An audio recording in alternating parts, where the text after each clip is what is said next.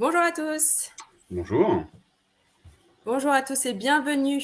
Bienvenue dans ce webinaire.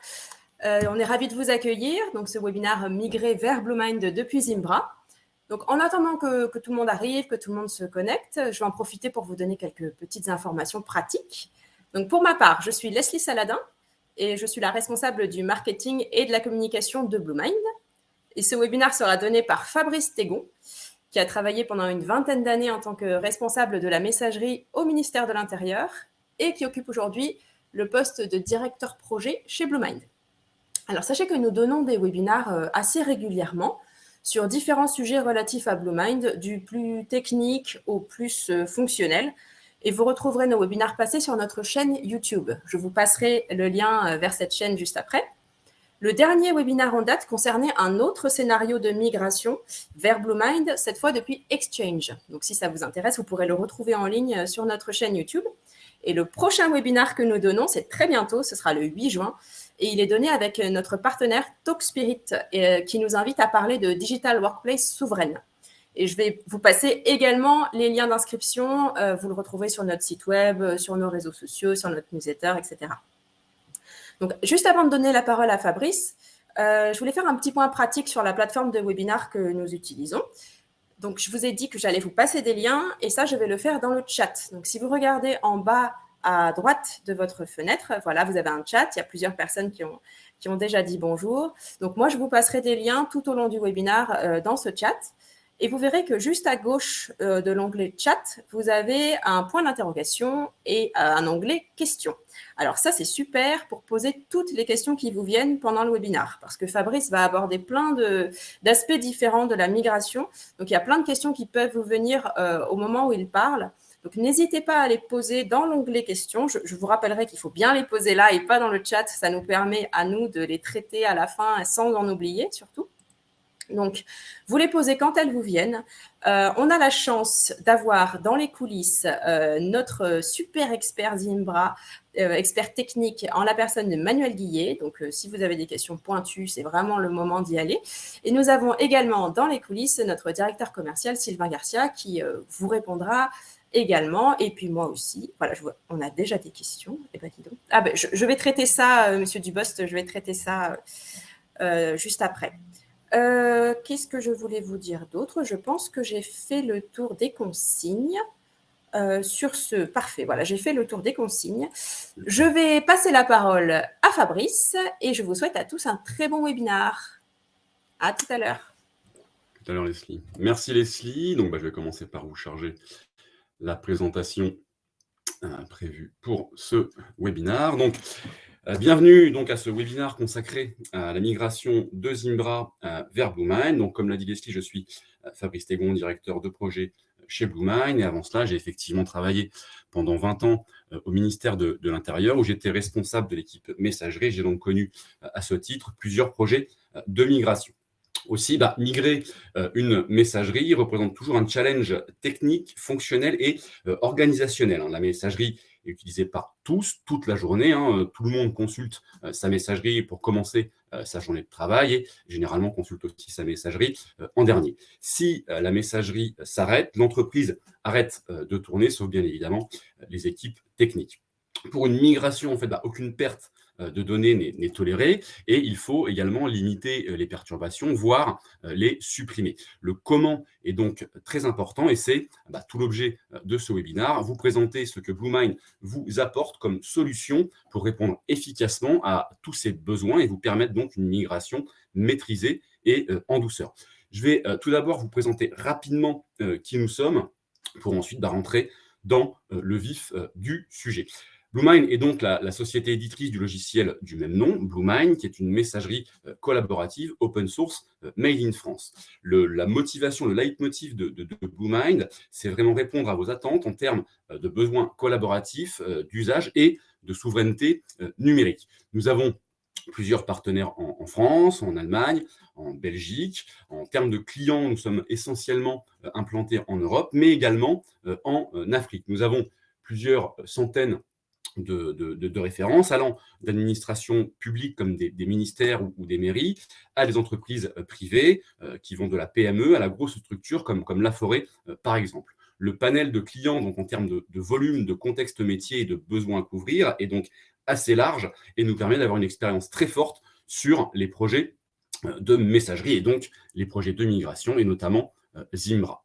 Toute l'équipe R&D, toute la R&D est en France, il n'y a aucune sous-traitance chez Bluemind. Nous avons donc toute la maîtrise de nos briques et de nos développements. Nous avons par exemple la maîtrise d'Exchange Active5, qui est le protocole de synchronisation des smartphones, qui est entièrement développé en interne. Ça nous rend en fait indépendants de Microsoft et donc nous évite de devoir payer un module pour les accès mobiles, comme c'est le cas par exemple avec Zimbra. C'est ce qui nous permet d'avoir une grosse expertise technique interne et surtout la maîtrise du code et de notre roadmap. Alors j'ai cité Exchange Active5, mais je pourrais aussi citer en fait MAPI, qui est le langage parlé d'Outlook avec Exchange, qui est natif dans Bluemind, mais également l'extension Thunderbird que l'on transforme en champion du collaboratif. C'est vraiment ce qui assure la pérennité et la stabilité de la solution Bluemind.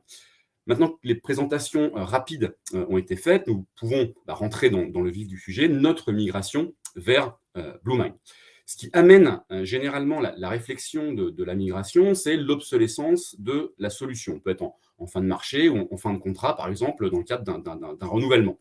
On a tous un peu connu ce scénario, une messagerie, sa vie, et donc ça a aussi une fin de vie. C'est la raison principale et logique qui initie la réflexion de la migration. Et là, plusieurs critères, plusieurs raisons viennent appuyer, en fait, compléter ce besoin de migrer. Alors, bien sûr, le coût sera un critère de choix important, mais ce n'est pas le seul critère, heureusement, même s'il pèse lourd dans la balance, surtout si on prend une augmentation conséquente pour un renouvellement. Les besoins utilisateurs, par exemple, en entreprise, ont énormément évolué. On ne se contente plus d'envoyer quelques mails par jour. Les aspects collaboratifs, par exemple, ont explosé et prennent beaucoup plus de place, que ce soit sur les briques de base comme agenda contact, mais également sur les nouveaux besoins, par exemple en termes de visio, de messagerie instantanée. Les besoins autour du mail ont également énormément évolué. On en voit aussi beaucoup de fichiers volumineux sont forcément calculés à la taille du fichier. Il y a des traitements automatisés, des partages qui vont beaucoup plus loin et des sujets en fait type messagerie socialement et écologiquement responsable émergent. Donc la couverture fonctionnelle en fait s'enrichit régulièrement. Une entreprise ou une administration, de plus, c'est en mouvement. Il peut y avoir une nouvelle entité, il peut y avoir des rachats, une nouvelle organisation. Il peut y avoir donc plus d'utilisateurs en fait, à héberger ou à gérer. Et là, on retombe en fait, assez rapidement sur une histoire de coût. Enfin, une des raisons dont on entend beaucoup parler en ce moment, et à raison, c'est la souveraineté, c'est ce nouvel enjeu de la souveraineté. Donc, tout le monde est d'accord là-dessus, sur l'importance en fait, de garder le contrôle de ces données et de ces applications. Tout le monde veut du Made in France. Alors, c'est très bien. Maintenant, il ne suffit pas d'être un éditeur français et de faire cocorico. En messagerie, c'est vraiment l'usage et l'acceptation des utilisateurs qui priment avant tout. Et pour ça, la solution doit répondre aux habitudes, aux besoins des utilisateurs. Et c'est vraiment le plus important. Les utilisateurs doivent adhérer à la solution et la DSI doit avoir la capacité à migrer. Si les utilisateurs ne sont pas contents, et d'autant plus si les autorités ne sont pas contentes, le projet ne peut pas marcher. Et comme je l'ai dit, les usages, c'est le leitmotiv, le moteur de Bluemind depuis toujours. D'où notre slogan, la souveraineté enfin compatible avec les habitudes de messagerie que vous voyez peut-être derrière moi. Les usages.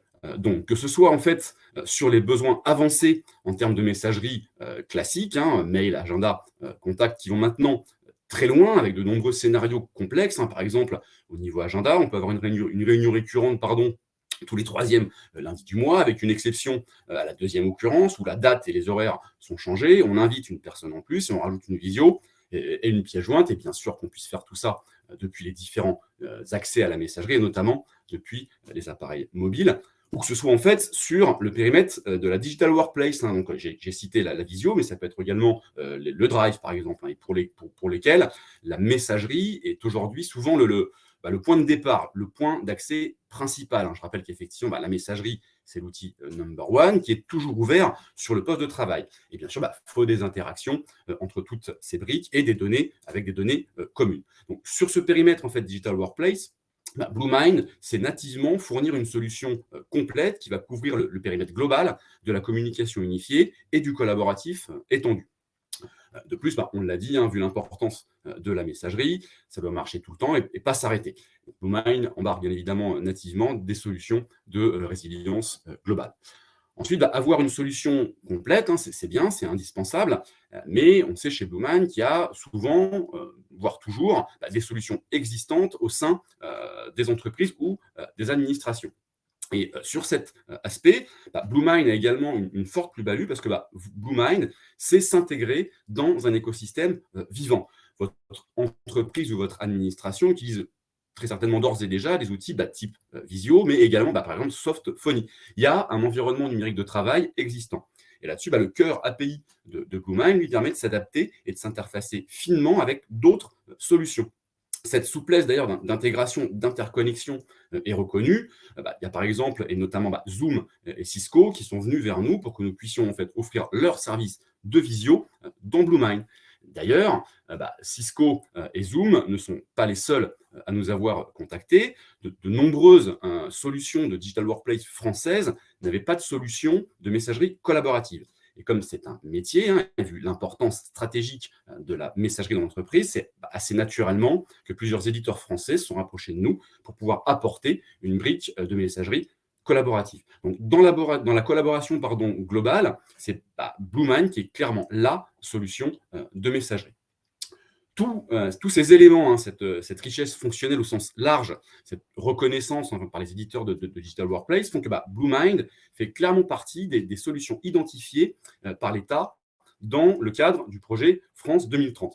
L'État étant conscient de ce besoin de souveraineté, des enjeux que cela représente et donc de l'importance de soutenir toutes les démarches en ce sens, le projet France 2030 a pour ambition de faire émerger les solutions françaises, ou plutôt de faire connaître les solutions parce que celles-ci existent via le financement en fait, de consortiums. Et BlueMind fait clairement partie des solutions identifiées.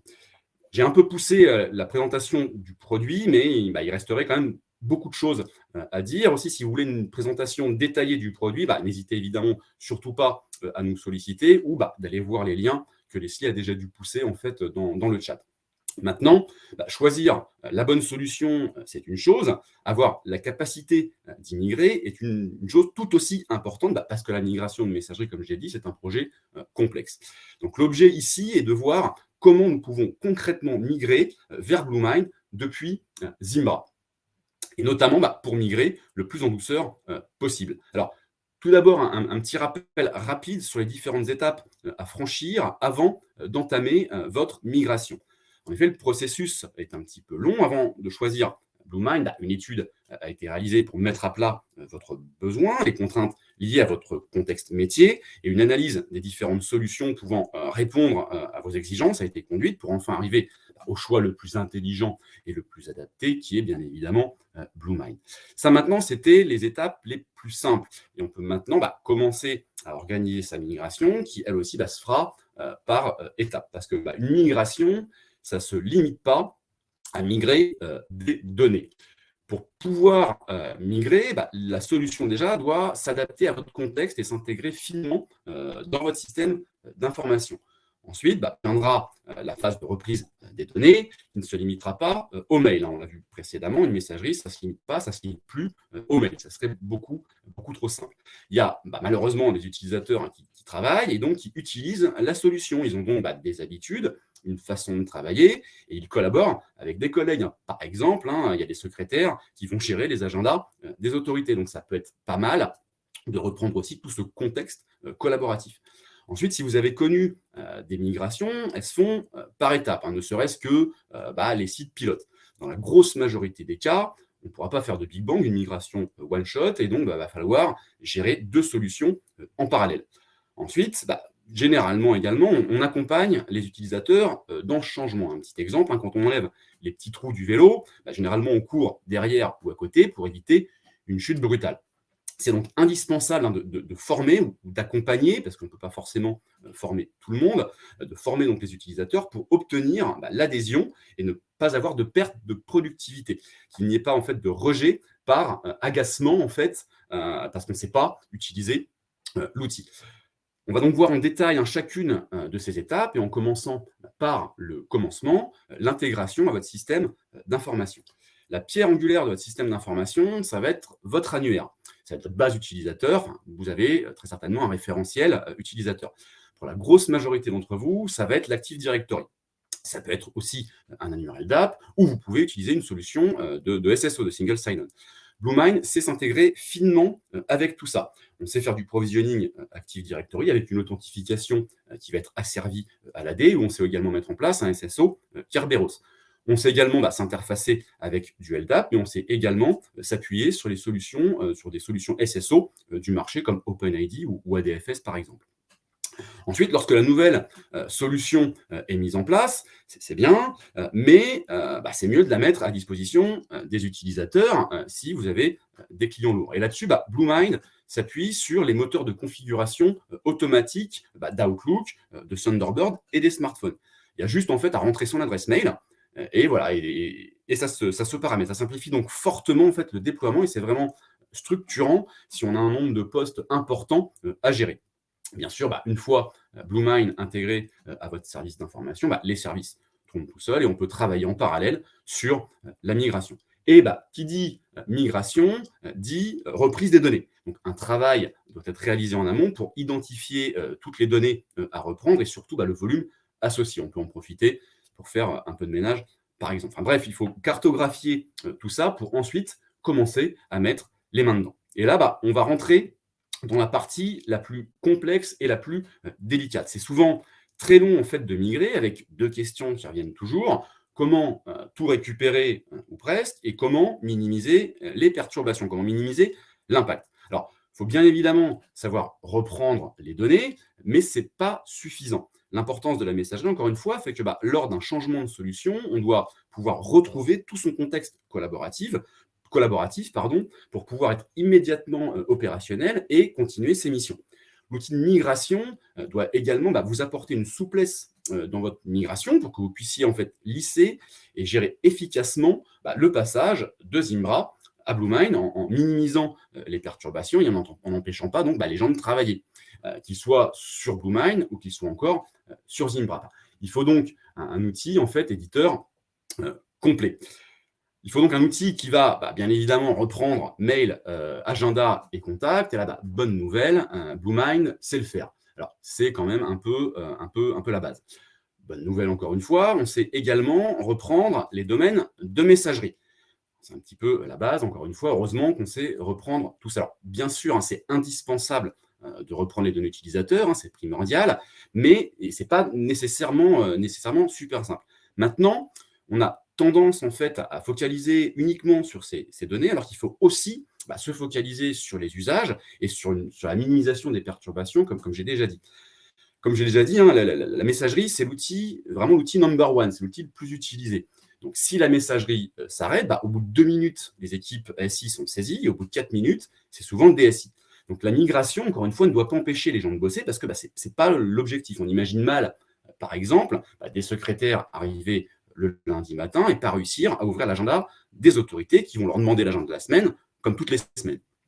Donc, il faut un outil qui va savoir reprendre le contexte métier afin que les utilisateurs retrouvent leur environnement collaboratif et puissent continuer de travailler en gardant leurs habitudes, en gardant leurs réflexes. Notre outil de migration sera reprend en fait de Zimbra tous les droits mis en place, mais également les délégations données pour écrire au nom d'eux, par exemple, et aussi les notes, les signatures, les tâches. Sans tous ces éléments, on commence forcément mal en fait la migration parce qu'on va avoir directement des utilisateurs qui vont être mécontents et qui vont contacter le support. Et ensuite, on va ramer pour rattraper et faire adhérer en fait les utilisateurs. Ils ont tout de suite une appréhension qui va être très très compliquée en fait à rattraper. Maintenant, on va plus loin que ça. On sait reprendre également les groupes Zimbra. Ils sont utilisés pour la gestion des droits ou ils vont être utilisés comme liste de diffusion, voire les deux. Et on pousse loin, en fait, en reprenant, par exemple, les groupes de groupes. On sait également reprendre tout ce qui va être ressources, donc type véhicule, salle de réunion, et puis bien évidemment, les droits associés. Donc, si je reprends un petit exemple, lundi matin, les secrétaires vont pouvoir appeler les mêmes salles de réunion pour effectuer les réservations de la semaine ou du mois. Et les chauffeurs ou les équipes en fait terrain qui se déplacent constamment vont pouvoir réserver en fait les véhicules et organiser justement leur déplacement selon le même processus. L'outil reprend également d'autres informations de contexte. Par exemple, il peut y avoir des utilisateurs en congé pendant la migration en fonction de la taille de votre entreprise, c'est même à peu près certain. Leurs messages d'absence vont donc être activés. Donc, ça peut être pas mal aussi de continuer à prévenir les correspondants qui sont en vacances. Ces mêmes utilisateurs peuvent également avoir mis en place des transferts de leurs mails vers une adresse perso s'ils sont un peu trop connectés, ou plus certainement vers une adresse générique afin que leurs collègues puissent traiter les demandes. On peut par exemple avoir une autorité qui est partie en congé pour 4 semaines, parce que ça fait un bout de temps qu'elle n'a pas pris de congé, et elle redirige tous ses messages vers ses lieutenants ou vers son cabinet. Et là, bien sûr, la migration a lieu 1 semaine après son départ.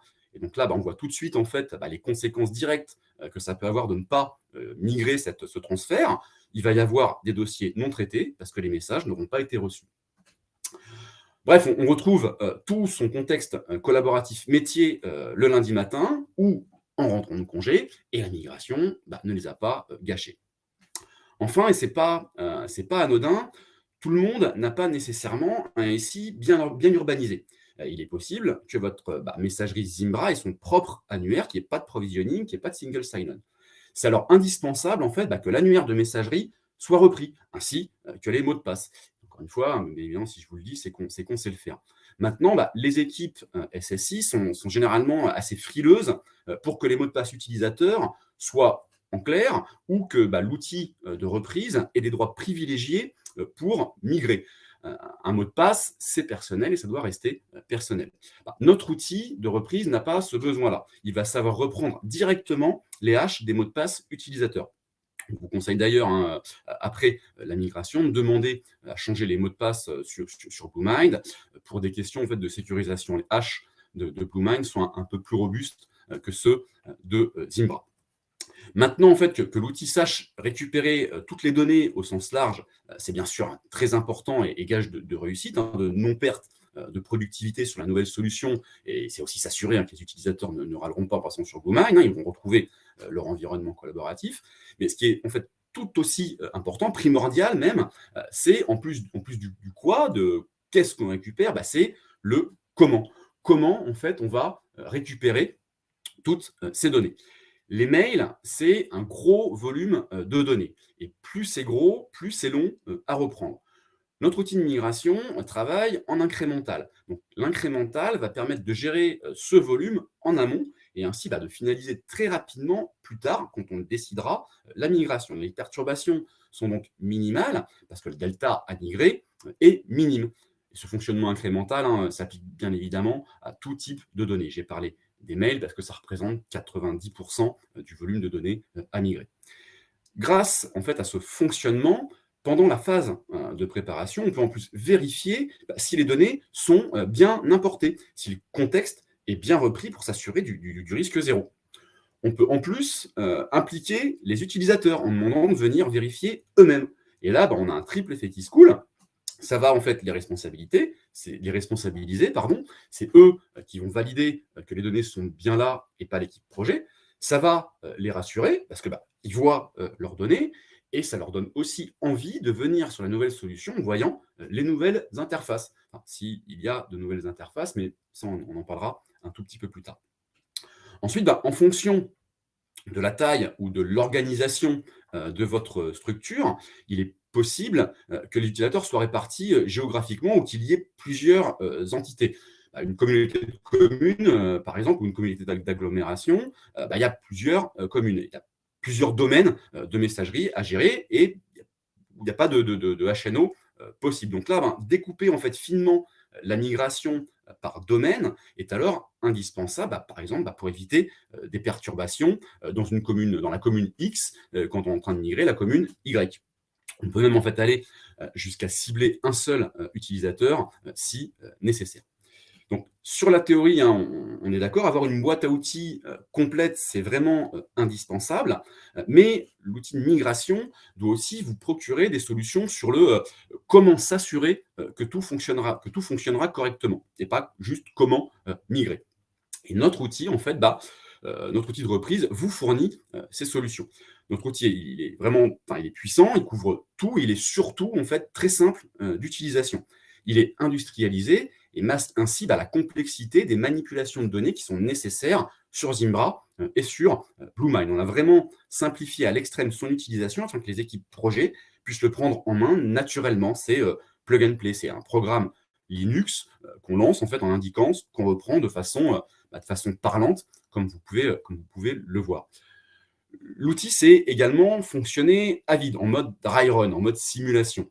On peut donc simuler en amont autant de fois qu'on veut la migration pour faire ceinture et bretelles. Et on n'alimente pas Bluemind en données. Ça va éviter en fait de devoir commencer par faire du ménage dans Bluemind avant même d'avoir commencé à l'utiliser, parce qu'on aura mal importé les données. Et surtout, on s'assure du bon déroulé des opérations. Enfin, chaque opération est bien évidemment reportée dans des logs clairs, ce qui va permettre de faire ressortir d'éventuelles alertes, d'éventuels blocages et d'avoir une analyse fine et efficace pour corriger les problèmes en amont. D'ailleurs, en fait, l'outil vous permet également de réagir en live. On a beau faire ceinture, bretelle et ficelle, la loi de Murphy peut toujours s'appliquer le jour J. Et notre Bluemind Migrator vous permet d'être réactif et d'agir en fait au lieu de prier pour que cela se finisse quand même bien. Il y a une interaction pendant la migration qui permet d'éviter soit de la bloquer et de préparer la communication en conséquence, ou de voir en fait quels utilisateurs on devra aller voir après la migration pour rattraper le coup. Et forcément, ces utilisateurs, ça sera des autorités. Là, on peut réagir en live. Et du coup, l'équipe projet devrait passer un meilleur week-end, si je reprends l'exemple du week-end, parce que on ne va pas en fait passer un week-end à migrer les données. On peut utiliser en fait le temps pour faire du suivi et valider que tout va bien. Enfin bref, on peut axer sur la qualité et pas sur des opérations techniques. Maintenant, une petite précision très rapide. Il y a certains de vos utilisateurs, s'ils sont sur Outlook, ont peut-être mis de côté des fichiers dans des archives locales, dans des archives PST d'Outlook. Notre outil, c'est également reprendre tout ça selon le même procédé. Il faut juste effectivement faire attention aux espaces disques parce qu'on va réinjecter les archives locales dans les boîtes aux lettres en ligne. Donc, il faut faire attention à ne pas exploser les espaces disques. On voit qu'on a pas mal avancé, la migration s'est bien passée, les utilisateurs sont contents, ils sont aux anges, enfin presque tous, parce que certains ne sont pas encore sur Bluemind. Comme je vous l'ai dit, dans tous les cas, vous allez avoir deux solutions à gérer. Même si vous avez l'opportunité de faire une migration one-shot, il y aura quand même une phase pilote. Et ensuite, dans de nombreux cas de figure, il y a sinon une cohabitation Zimbra-Bluemind qui va intervenir. Il peut y avoir plusieurs entités réparties, comme j'ai dit tout à l'heure. Il peut y avoir tout simplement un volume utilisateur qui va être trop important pour migrer tout le monde en même temps, ou tout simplement, vous avez une architecture éclatée. Vous avez plusieurs serveurs Zimbra et vous centralisez tout le monde sur Bluemind. Donc on voit qu'il y a de nombreux cas de figure en fait, qui font que vous effectuerez nécessairement votre migration par étapes. Et là, on a à ce moment-là deux systèmes à gérer. Et vos utilisateurs, encore une fois, doivent continuer à travailler. Les mails doivent arriver au bon endroit, les invitations doivent être envoyées dans les bons calendriers. Enfin, on doit savoir qui est où. Et cette cohabitation peut durer un peu. Cela dépend de pas mal de critères, comme on vient de le voir. Et le partage, l'aspect collaboratif, n'est pas possible ou est très limité entre deux solutions distinctes, quelles qu'elles soient. C'est souvent aussi d'ailleurs pour ça qu'on va centraliser ou fusionner. C'est pour justement que les utilisateurs collaborent mieux. Je peux reprendre l'exemple des communes qu'on va migrer sur un seul système pour que les agents puissent mieux collaborer entre eux. Il faut donc en fait des solutions qui vont vous permettre de gérer facilement cette cohabitation déjà, et qui vont vous permettre aussi d'optimiser la bascule et donc de limiter la période de cette cohabitation. Bluemind procure ces solutions nativement. Depuis Bluemind, vous pouvez orchestrer votre migration et gérer les bascules par groupe d'utilisateurs. On va migrer intelligemment ceux qui collaborent fortement ensemble, et puis on opère la bascule en quelques clics depuis Bluemind ou via, bien évidemment, des imports. Enfin bref, on garde le contrôle en lissant efficacement la migration. Donc, comme vous pouvez le constater, Bluemind est quand même bien armé pour vous permettre de gérer votre passage de Zimbra à Bluemind comme une lettre à la poste. Mais cela ne signifie pas forcément réussir sa migration. Comme on l'a vu en début du webinaire, l'objectif, c'est de satisfaire vos utilisateurs, que l'outil réponde à leurs besoins. Et sur ce point, Bluemind apporte également des solutions qui vont vous permettre de mettre en œuvre une conduite du changement poussée et donc d'obtenir l'adhésion des utilisateurs. En effet, un des gros atouts de Bluemind, un atout majeur, c'est d'être multi-client. Alors, vous allez me dire, enfin, c'est pas super possible, mais bon, vous allez me dire, tous les fournisseurs sont multi-clients. Alors, c'est facile de dire qu'on est multi-client et c'est souvent en fait affiché. Maintenant, on précise rarement les contraintes et les limites. Bluemind vous permet d'avoir le même niveau collaboratif pour tous les clients. On est vraiment clairement au-dessus du lot concernant les clients. Par exemple, on utilise Outlook comme avec Exchange, ce qui n'est pas le cas en fait quand on utilise un connecteur qui va en fait dégrader le fonctionnement et qui peut modifier aussi les interfaces, et qui en plus doit être déployé sur tous les postes de travail. Bluemind étant natif MAPI, qui est encore une fois le protocole, le langage en fait que parle Outlook avec Exchange, on simplifie le déploiement. Il n'y a pas d'impact sur Outlook parce qu'il n'y a pas de connecteur. Avec Thunderbird, on va retrouver en fait la même interface d'agenda qu'en web. On va avoir vraiment la même ergonomie, les mêmes couleurs, les mêmes personnalisations. Donc un utilisateur qui switch en fait entre le web et Thunderbird va retrouver le même environnement sans aucune perte de fonctionnalité. Ensuite, depuis les appareils mobiles, comme précisé en début de webinaire, on maîtrise parfaitement Exchange Active 5.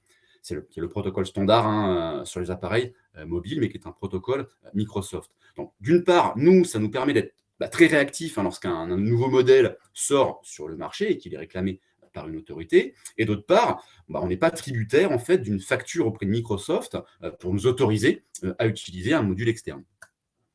Et enfin, bien sûr, il y a nos interfaces web avec un webmail, avec notre webmail, qui procure une expérience utilisateur similaire en fait à celle d'un client lourd et qui est développée en suivant toutes les bonnes pratiques de l'UX design. On a ainsi un webmail qui est totalement web responsive et surtout accessible. Alors, qu'est-ce que ça vous apporte tout ça ?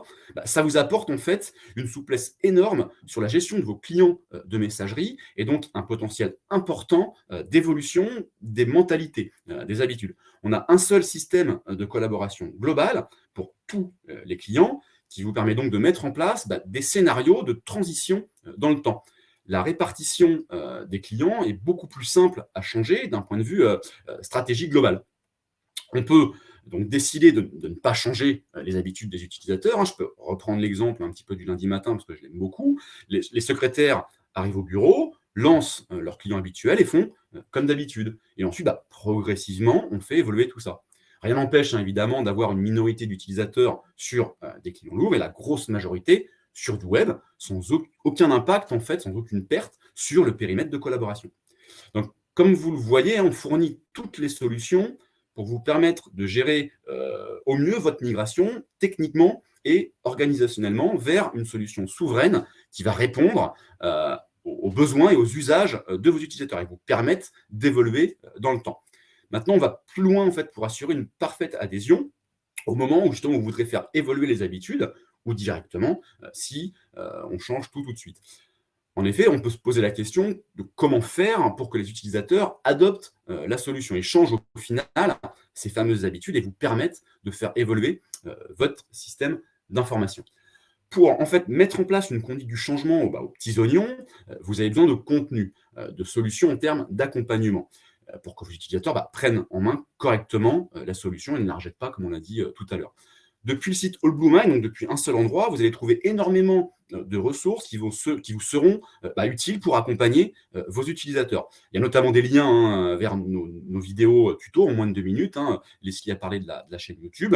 Et elle alimente régulièrement en fait cette chaîne avec des vidéos qui sont adaptées pour une présentation de fonctionnalités avancées. Et on a surtout en fait les documentations qui vont permettre de prendre en main la solution.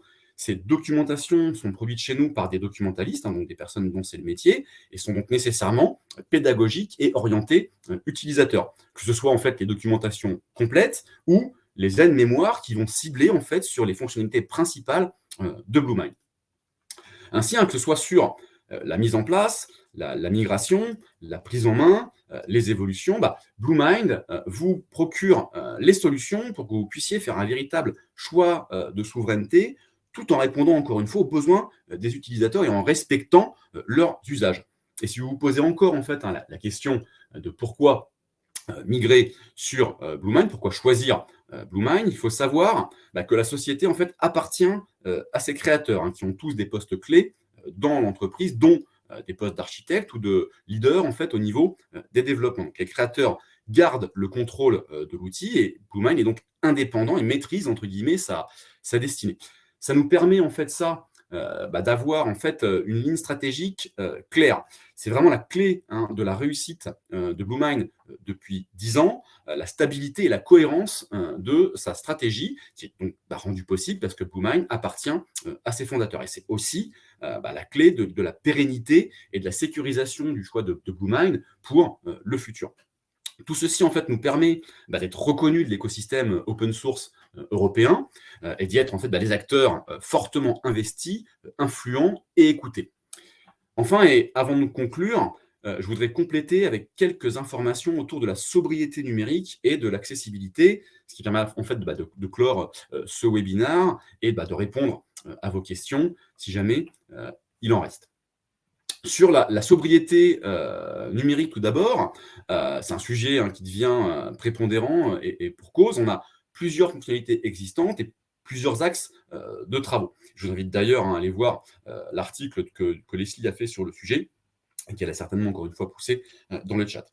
On a par exemple la signature d'entreprise qui permet de gérer, de maîtriser de façon centralisée les signatures de tous les collaborateurs et notamment de maîtriser le poids et accessoirement l'image que vous donnez à travers votre signature. Et ça, c'est une exclusivité Bluemind. On a également le détachement automatique de pièces jointes en remplaçant ça par un lien au-dessus d'une certaine taille. C'est un gain notable en fait en espace disque et en encombrement des réseaux. On a également le vidage automatique de la corbeille pour faire du ménage sans y penser. Et dans les différents axes de travaux, on a par exemple le stockage objet qui est déjà utilisé par certains clients et qui permet un gain notable de 30 à 40% du volume occupé par le stockage. Et également tout un panel en fait, d'outils pour aider au ménage dans sa boîte. C'est vrai que c'est toujours un peu embêtant le ménage, et qui permettent de mieux gérer en fait, tout ça et de mieux gérer son quota. Et enfin, le projet Zéro Carbone Email auquel Bluemind prend part, qui est un projet en cours de spécification pour notamment introduire une date d'expiration dans les mails, mais également pour mettre à disposition des interfaces pour permettre aux utilisateurs d'administrer un peu tout ça. En termes d'accessibilité, il faut savoir que Bluemind a des équipes dédiées en fait, pour le front-end, et dans nos équipes UX, l'accessibilité est au cœur de tous nos développements. Il y a un gros investissement sur l'accessibilité. Donc, Bluemind respecte toutes les normes et bonnes pratiques en vigueur, ce qui fait que l'OML, comme je l'ai dit, est entièrement accessible par des utilisateurs malvoyants ou non-voyants. Et cet investissement nous permet d'avoir une avance considérable par rapport à toutes les solutions du marché. J'ai maintenant terminé en fait cette présentation, donc on va pouvoir passer en fait à la phase de questions-réponses, et je vais donc inviter mes collègues de l'ombre à me rejoindre sur scène pour répondre courageusement à toutes les questions. Merci beaucoup, Fabrice. Merci, Fabrice. C'est super, je vois que ça vous a intéressé. Il y a quelques questions déjà qui sont posées, donc super. Alors, j'invite nos experts. Moi, je suis chef d'orchestre. Je laisse la parole à Sylvain et Manu et Fabrice, bien entendu, pour traiter les questions.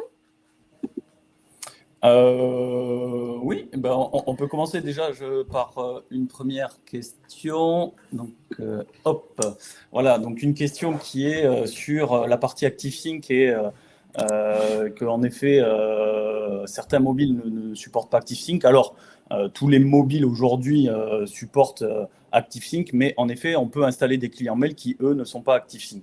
Et donc, bien sûr, nativement, vous allez pouvoir continuer à utiliser les protocoles IMAP ou SMTP, je précise avec le S entre parenthèses, ou CalDAV, qui va vous permettre cela. Bien que, pour la partie mobile, on vous recommande quand même l'utilisation d'ActiveSync qui a l'avantage de gérer parfaitement tout ce qui est mobilité, et avec un seul compte, vous avez accès à la totalité des données, et donc ça facilite la gestion et le déploiement des mobiles au quotidien. Voilà. Ça permet également l'interaction poussée entre tout ce qui est agenda et mail, ce qui n'est pas possible avec un client IMAP. Après, pour une autre question assez intéressante, combien faut-il prévoir de bascules pour 100 000 comptes? Alors, quand on parle de 100 000 comptes, on parle de grosses infrastructures. Ce n'est pas tout le monde qui a ce genre de comptes. Et ça va dépendre d'énormément de paramètres. D'une, la solution source, comment elle est architecturée. Est-ce que c'est une infrastructure centrale? Est-ce qu'elle va être éclatée ou pas sur différents sites? Et aussi sur l'architecture cible de Bluemind, éclatée ou sur une seule infrastructure. Tout ça va permettre de déterminer en fait des scénarios de migration, et c'est d'où là ce que disait tout au long de la présentation Fabrice Tégon, l'expertise de migration de nos intégrateurs et de nous, comment on accompagne les intégrateurs, de comment on va organiser la migration par rapport à l'architecture en place. L'architecture en place pour 100 000 utilisateurs, c'est des architectures qui vont permettre de faire des mises à jour à chaud de votre plateforme, ne pas avoir de temps d'interruption pour les utilisateurs, etc. Et ça va être la même chose pour la migration, de gérer cet ensemble-là de façon cohérente, mais toujours est-il que ça va être en fonction des contraintes d'infrastructure, mais aussi des contraintes qu'il va y avoir gérées. Alors, savoir combien de lots de migration on va effectuer, là, avec seulement ce paramètre de 100 000 comptes, c'est difficile de répondre, mais en tout cas, c'est les sujets qui sont travaillés en amont pour que tout ça passe le plus fluidement possible. Autre question de Julien. Est-il possible d'importer des archives lors de la migration? Tout à fait. Donc, le slide que présentait Fabrice dedans, c'est qu'on a on a un outil qui va nous permettre de récupérer les données et les métadonnées des utilisateurs de Zimbra à Bluemind. Mais bien sûr, merci Fabrice, ou Leslie. Mais bien sûr, on a des outils d'import PST ou autres qui vont permettre justement sur quand les utilisateurs ont des données en local, alors soit via des PST ou des données locales dans leur Outlook ou autre, on va pouvoir en masse réimporter ça directement dans Bluemind et que les utilisateurs y aient accès sur leur nouvelle infrastructure Bluemind. Alors, une petite précision, vu qu'il y a une question là-dessus, c'est vrai que je n'en ai pas parlé pendant la présentation. Un des avantages, déjà, c'est que c'est le même outil qu'on utilise, et on va pouvoir également centraliser toutes les archives PST. C'est-à-dire qu'on peut faire un travail, nous, les utilisateurs, pour reprendre la main, en fait, sur toutes les archives, qui généralement peuvent se balader de droite à gauche et donc représenter une faille potentielle de sécurité. On peut toutes les centraliser et lancer l'outil directement depuis un seul endroit plutôt que de multiplier les reprises de PST.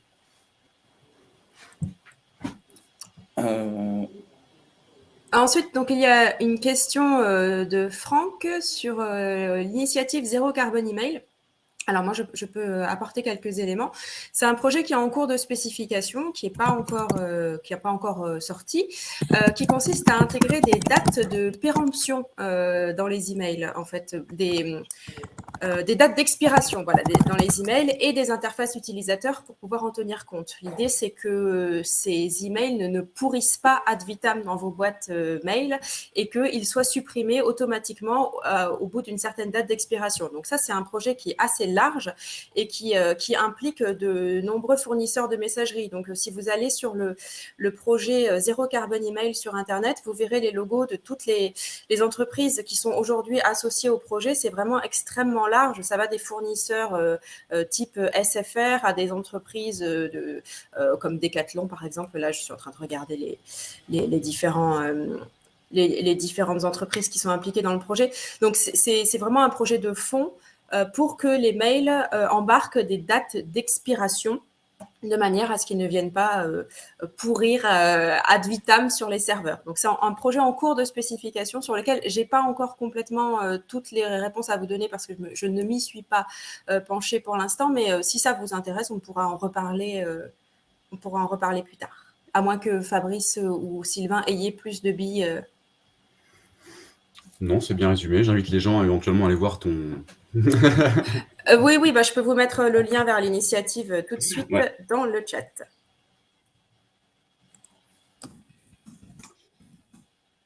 Alors, une autre question, effectivement. J'avoue que je ne me souviens plus comment on répond en direct. Tu as un bouton bleu en dessous de la question. Démarrer la réponse en direct. Je ne l'ai pas, mais... si tu veux, j'appuie dessus oui, et tu réponds. Merci Leslie. Merci Leslie, quel travail d'équipe. Voilà. Donc, est-ce que les droits de partage sont repris en automatique avec l'outil de migration? Oui. L'outil de migration reprend tous les droits mis en place, avec également tout ce qui va être droit type délégation de signature, par exemple. On pourrait écrire au nom d'eux, que ce soit en fait sur les utilisateurs ou sur les boîtes partagées ou sur toutes les ressources. Donc, les ressources, ça va être un calendrier type véhicule ou salle de réunion. On reprend vraiment tous les droits mis en place depuis le même outil. Et pour ajouter, c'est d'où là l'expertise et qu'on a chez BlueMind, c'est-à-dire qu'il y a une expertise technique et quand on va parler de messagerie au niveau architecture, on va parler en premier temps de déploiement, comment on fait, comment on va migrer, et la partie technique va se dire ok, on peut migrer les données, c'est bon. Mais comme le disait Fabrice, la vraie réussite d'une migration, c'est pas les données. Ça, c'est une partie du problème. C'est tout ce qu'il va y avoir autour des données là, c'est les métadatas, c'est droits sur les partages, etc. Et c'est justement pour faciliter ces migrations-là que nous, éditeurs BlueMind, nous développons ces outils-là, contrairement à d'autres éditeurs qui vont fournir un logiciel. Mais comment on fait pour passer de l'un à l'autre, etc. On a vraiment, nous, cette expertise-là d'accompagnement de nos clients pour un succès de la migration qui va avec ces droits de partage et ces métadonnées. Leslie, je pense que tu peux cliquer sur le bouton j'ai répondu à la question. Oui, pardon, excusez-moi. Il y avait une autre question du coup de Alexis autour de ça, sur est-ce qu'on peut migrer d'un Zimbra on-premise vers une solution SaaS de BlueMind? Tout à fait. On n'est pas obligé de migrer d'une solution Zimbra on-premise vers un BlueMind on-premise. On va pouvoir exécuter tout ce process de migration même sur un BlueMind en SaaS.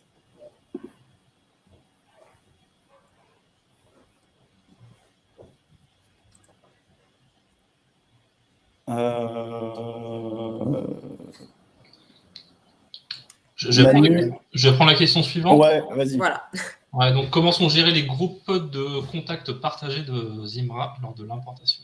Donc, en fait, on reprend également tous les groupes de contacts de Zimbra qu'on va transformer en fait sur le modèle BlueMind, tout simplement. Donc, les groupes de contacts sont bien repris.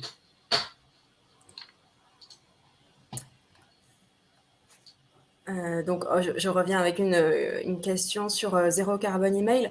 En fait, l'initiative, pour l'instant, est vraiment au stade de la spécification et BlueMind fait partie des entreprises qui se sont engagées à aider à spécifier ce que ce sera, parce que c'est complexe techniquement d'introduire des dates de péremption dans les emails.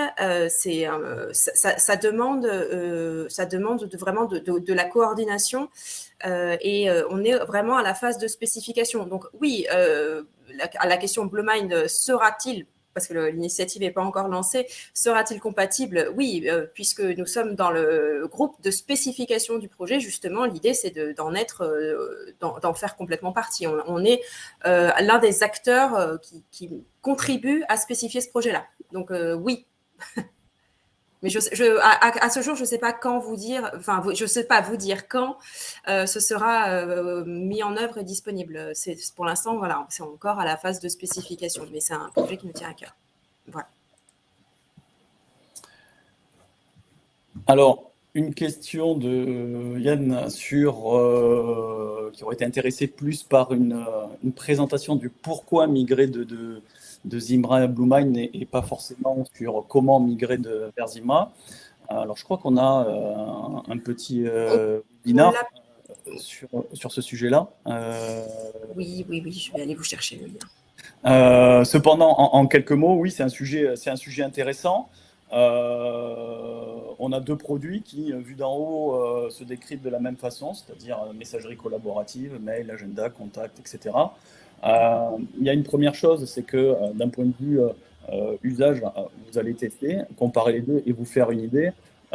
Sur cette partie-là, Il faut savoir que BlueMind est en constante évolution depuis le début et continue à l'être pour s'adapter aux aspects, aux usages de nos utilisateurs, intégrer des applications tierces en interconnexion. Typiquement, on a parlé avec Fabrice, on travaille avec Zoom et on a sorti une interconnexion native avec Zoom, ce qui permet déjà à nos clients de s'interconnecter avec ces fonctionnalités-là. Il va y avoir aussi pas mal de sujets sur la pérennité. Je pourrais en débattre longuement. Aujourd'hui, on a une version de Zimbra qui n'a pas grandement évolué depuis des années, même si on a une nouvelle version de Zimbra, mais qui en soi est sur certains sujets peut-être une régression ou pas.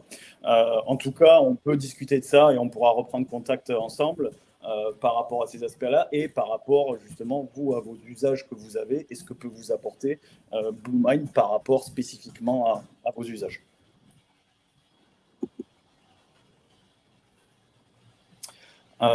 Autre question de Franck sur l'intégration, un exemple d'intégration. Donc, on parlait de Zoom ou Cisco pour la visio. Oui, on a une interconnexion native avec Nextcloud qui va permettre d'accéder à ces espaces de stockage Nextcloud, d'une en termes de détachement de pièces jointes. Donc, nativement, BlueMind, en termes d'envoi de mail, quand vous allez avoir une pièce jointe volumineuse qu'on va pouvoir paramétrer en termes de taille, elle va être détachée du mail pour être déposée sur cet espace Nextcloud et ensuite envoyée au client en lien de partage. Et vous allez aussi pouvoir parcourir depuis votre BlueMind votre espace Nextcloud pour aller partager des documents qui sont dedans. Et tout ça, c'est natif à BlueMind.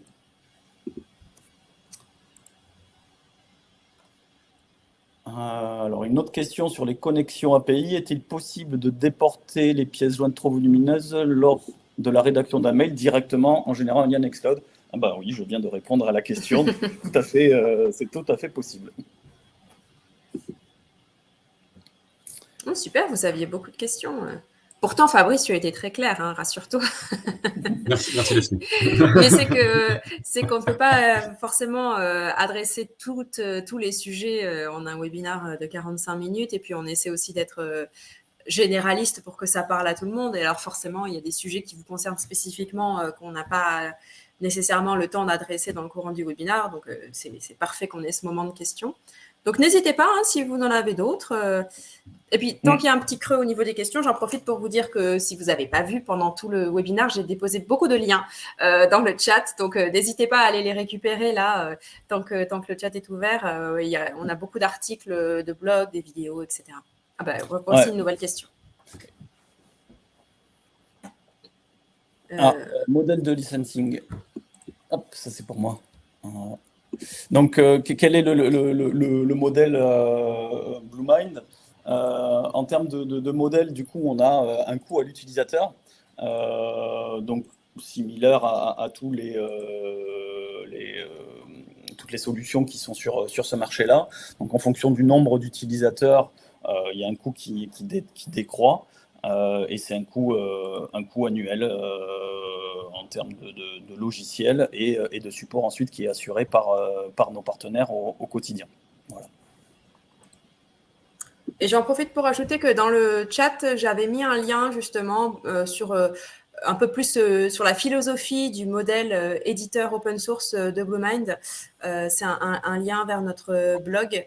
Je vais vous le remettre si vous voulez.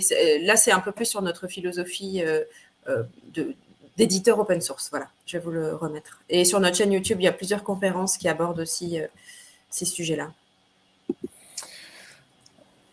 Une autre question autour du Nextcloud, de BlueMind SaaS, etc. Donc oui, aujourd'hui, on travaille avec des partenaires qui offrent des solutions complètes sur lesquelles on va pouvoir trouver BlueMind avec un espace Drive, etc. Et tout ça géré d'un seul tenant et pour simplifier l'usage toujours des utilisateurs. Donc il n'y a pas de problème à ça et on pourra en rediscuter, vous mettre en relation et discuter de vos projets avec un de nos partenaires intégrateurs. Et pour compléter, si vous n'avez pas Nextcloud, en fait, on a aussi un service de file hosting, donc de détachement de pièces jointes, qui est intégré nativement à BlueMind.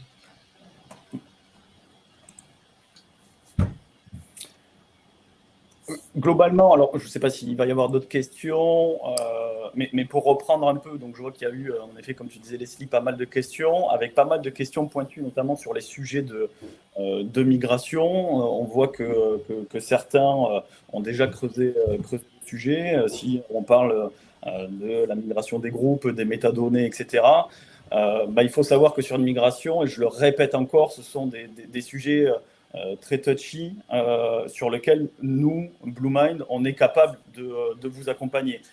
Vous allez migrer d'une autre solution vers une autre solution. Vous n'aurez pas tous ces outils-là qui vont vous permettre de récupérer ces données-là. Bien qu'on souvent, de gros intégrateurs vont faire appel à des outils spécialisés dans le domaine.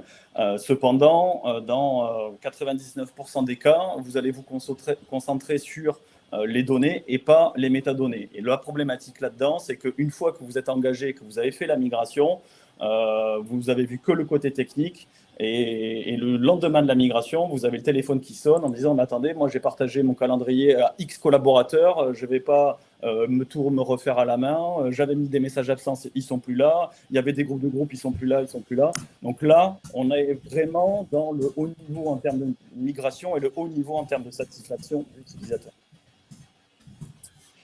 Une dernière question, ou peut-être pas une dernière, mais sur l'interconnexion avec 3CX, est-elle possible? Oui, c'est tout à fait possible de s'interconnecter à un 3CX. Aujourd'hui, nativement, qui existe déjà en termes de plugins, on va se connecter sur des solutions de type Oiseau ou 3CX, mais il faut savoir que ces solutions-là sont basées sur les solutions d'interconnexion entre ces solutions. C'est un plugin avec des API, donc il est extrêmement simple de s'interconnecter à une autre solution de visio. Après, de voix sur IP. Après, reste à savoir, vous, de votre côté, si vous avez accès à ces API-là. Parce que bien souvent, dans le milieu de la téléphonie, on est sur des vieux systèmes de licensing et autres. Et donc, même l'aspect accès aux API d'un 3CX ou autre peut s'avérer payante et sous licence de votre côté. Donc, reste à savoir si vous avez accès à ces API, à quel niveau. Et dans ce cas-là, nous, il n'y a aucun problème à s'intégrer à 3CX ou autre solution. D'une manière générale, hein, effectivement, tout ce qui va être notion, entre guillemets, de visio et de softphonie, c'est maintenant intégré à BlueMind. Ce qui fait qu'on saura effectivement très facilement s'interfacer avec de nombreuses solutions, pour ne pas dire toutes. Les limitations sont plutôt côté solution de l'autre côté, on va dire. Et ça continue, les questions. Et ça continue, c'est très bien.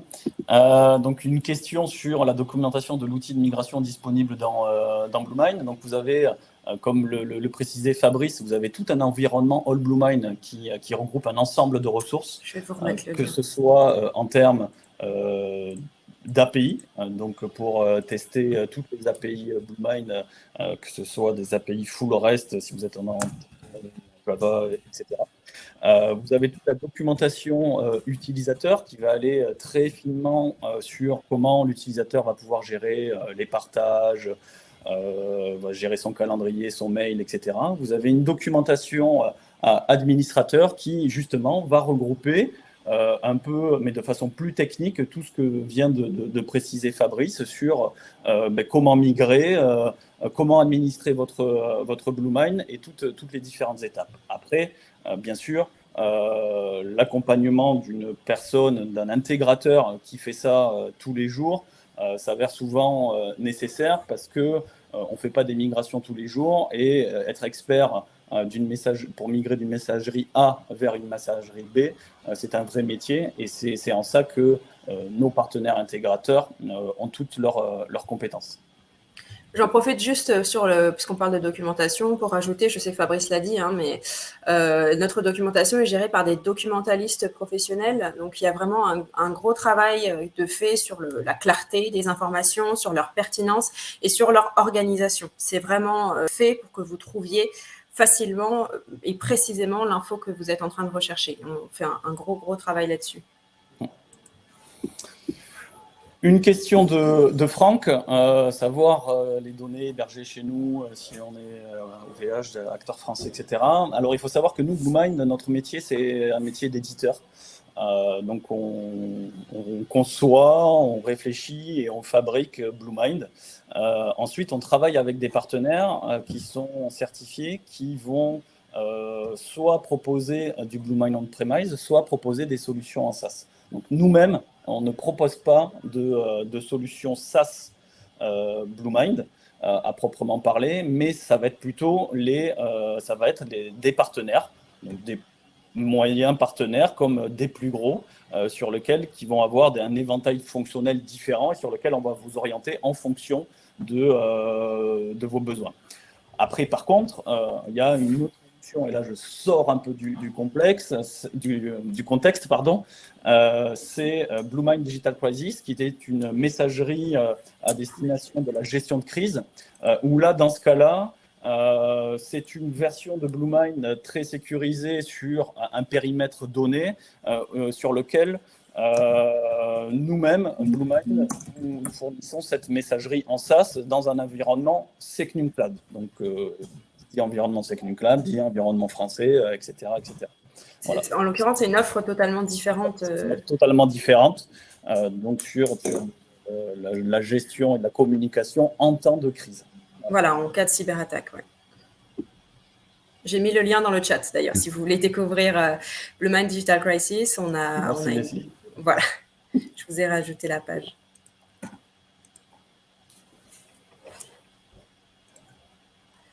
Je pense que nous avons fait le tour des questions. Bon, bah, c'est super, ça a été très, très riche, ouais. En questions, c'est top. Et puis c'est bien, voilà, depuis tout à l'heure, en fait, effectivement, c'est mes collègues de l'ombre qui répondent à tout, donc c'est parfait. Donc, alors, a priori, je pense que on a répondu à toutes vos interrogations. Donc, j'en profite pour vous rappeler qu'on a un prochain rendez-vous le 8 juin, si vous êtes intéressés. Ça, c'est à l'invitation de notre partenaire TalkSpirit. Donc, on vous a montré au début que Bluemind est intégré, marche avec différentes digital workplaces, parce que l'email, c'est un petit peu la porte d'entrée de toute la communication de votre entreprise. Et donc là, c'est notre partenaire TalkSpirit qui nous demande d'intervenir avec lui sur un webinar, donc qui aura lieu le 8 juin à 11h. Je vous remets de ce pas le lien dans le chat. Paf, voilà. Pour parler de Digital Workplace souveraine. Ce sera avec Philippe Pinault, qui est le président-directeur général de TalkSpirit, et avec Pierre Baudraco, qui est le président-directeur général de Bluemind. Donc, c'est un webinaire inédit, on ne l'a jamais donné encore, et voilà, il sera donné le 8 juin. Sur ce, je pense que nous avons tout dit. Je n'ai pas vu passer d'autres questions. Merci beaucoup pour votre merci. Et bon appétit à tous, parce que je pense que aussi ça joue. Tout à fait. Ça joue aussi. Bon appétit. Merci bon beaucoup, appétit merci à tous. Merci. Au revoir. Merci. Au revoir. À bientôt, au revoir. Merci.